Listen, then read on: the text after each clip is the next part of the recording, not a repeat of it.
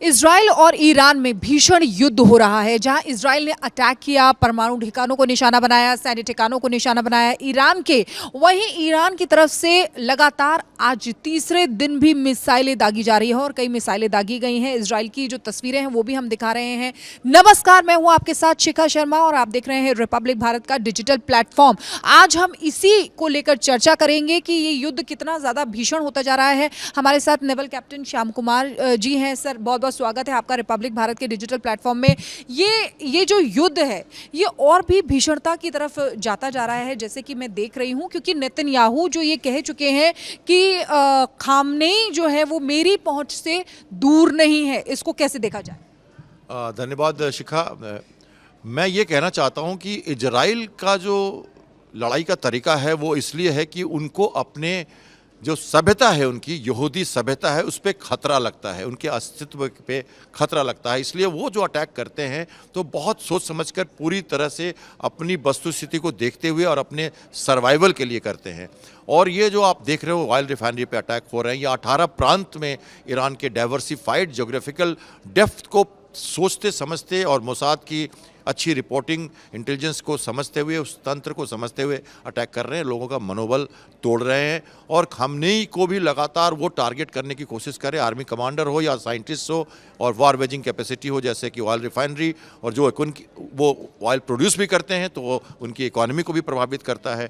तो इस हिसाब से इजराइल एक सोची समझी नीति के तहत 1 साल की तैयारी के बाद अब वो युद्ध में आया है। और अब उसने जब हमास, हिजबुल्लाह और हूती को डिसेमिनेट कर दिया है तो अब उसके पास यही जगह है और शायद यही सही समय उसको लगता है कि अब वो इजराइल की जो weapons of mass destruction program है उसको वंस फॉर ऑल ख़त्म कर दे, ताकि उसका कोई अस्तित्व जो अपने खतरे में उसको देखता है। और दूसरी बात, मिडिल ईस्ट में इजराइल कहता नहीं है कि उसके पास एटॉमिक बॉम्ब्स हैं, पर सब जानते हैं कि इजराइल कैपेबल है, और वो अगर ये बॉम्ब अगर बना लेता है ईरान तो उसके लिए ये एक खतरा हो जाएगा। इसलिए वो पूरी सोच समझ की नीति के साथ अटैक कर रहा है। खामनेई को टारगेट करना मतलब कुछ तो होगा इसमें। जैसा मैंने कहा कि ये ज़मीनी लड़ाई नहीं है, ये ज़मीर की लड़ाई है, ये वर्चस्व की भी लड़ाई नहीं है।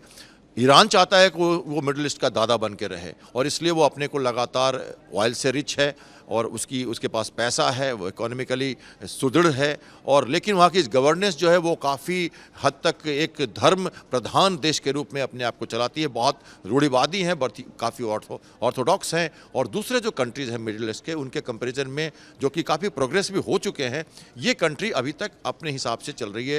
ये जोरास्ट्रियन लोग हैं, वॉरियर क्लास लोग हैं, और सिया मुस्लिम में कन्वर्ट हुए हैं। इनका लड़ना शुरू से काम रहा है, थोड़े जिद्दी लोग हैं।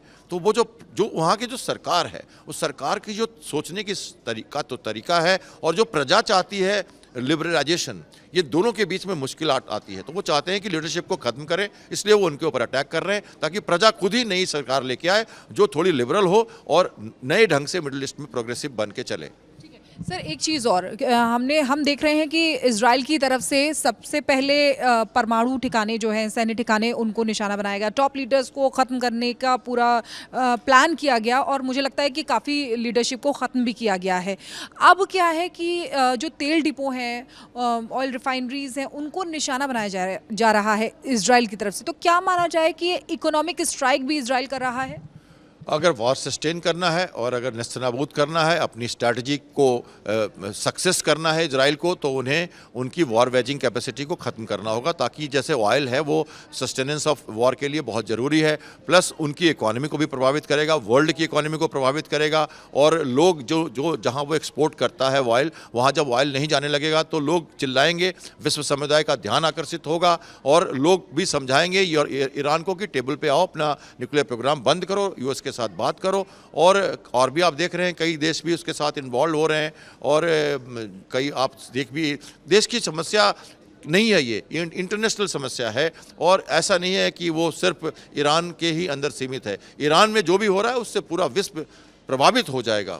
ये जो बाकी के देश हैं, जैसे अभी हमने देखा कि ट्रंप की और पुतिन की बातचीत हुई है, वहीं चीन भी अब इसमें कूद पड़ा है। तो ऐसे में क्या कहते हैं, लगातार, क्योंकि चीन की तरफ से भी रिएक्शंस आ रहे हैं, ट्रंप ने भी, अमेरिका भी लगातार बैक दे रहा है इजराइल को। तो अगर ओवरऑल देखा जाए, वर्ल्ड लेवल पर देखा जाए, तो बाकी के देश इस युद्ध को कैसे देख रहे हैं?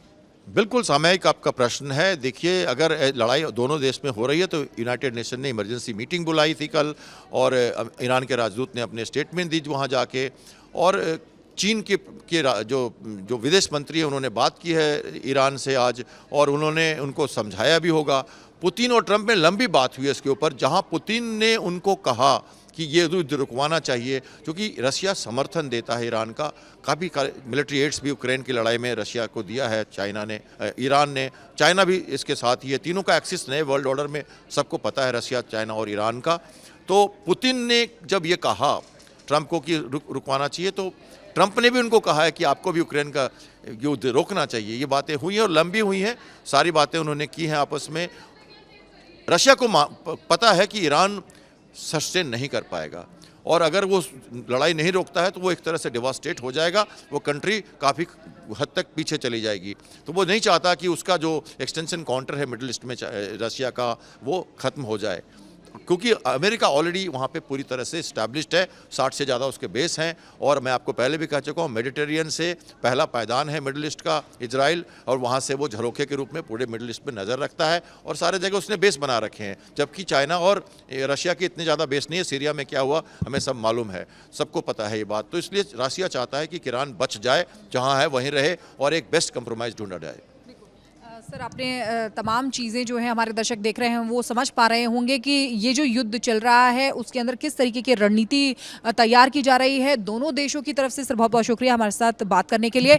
इसी खबर पर लगातार अपडेट्स हम दे रहे हैं, और भी ऐसी ही खबरें आप अगर जानना चाहते हैं, अपडेट्स जानना चाहते हैं, तो रिपब्लिक भारत के डिजिटल प्लेटफॉर्म से जुड़े रहिए। नमस्कार।